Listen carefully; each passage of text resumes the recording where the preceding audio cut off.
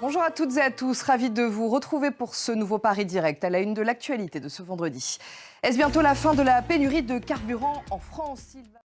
En France, peut-être une lueur d'espoir pour les automobilistes. Après 2 semaines et demie de grève dans les raffineries de pétrole, la CFDT annonce avoir trouvé un compromis avec les dirigeants de Total Énergie. Ils se sont mis d'accord sur une augmentation des salaires de 7%, un accord que la CGT a rejeté. Elle a quitté la table des négociations et dénoncé une mascarade. Et nous en parlons tout de suite avec Christophe Dansette. Bonjour Christophe. Bonjour Pauline. Il a donc fallu une nuit de négociation pour arriver à un compromis. Oui, c'est vers 3h30 dans la nuit que ce compromis a été trouvé par...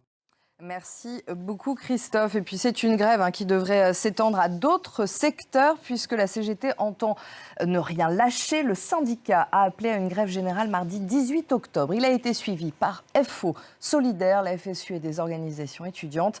Les salariés sont appelés à manifester pour les salaires mais aussi pour la défense du droit de grève. Marc Pope.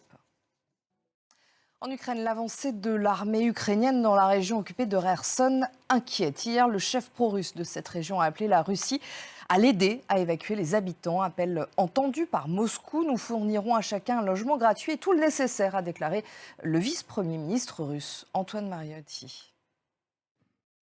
Aux États-Unis, la commission d'enquête parlementaire sur l'assaut contre le Capitole a voté à l'unanimité pour citer l'ancien président Donald Trump à comparaître. Merci Mathieu, vous étiez en direct de Washington. Ce nouveau tour de vis contre la liberté d'expression en Turquie, une loi a été votée. Elle stipule que toute personne accusée de répandre des informations fausses ou trompeuses pourra être condamnée. Les Iraniennes et les Iraniens poursuivent leur combat pour la liberté. Les manifestations ne faiblissent pas et ce, malgré la répression toujours plus violente. Même les enfants sont touchés, selon Amnesty Iran. Depuis le début du mouvement de contestation, il y a un mois, au moins 23 enfants entre 11 ans et 17 ans ont été tués par les forces de sécurité iraniennes. On voit ça avec Anna Pereira.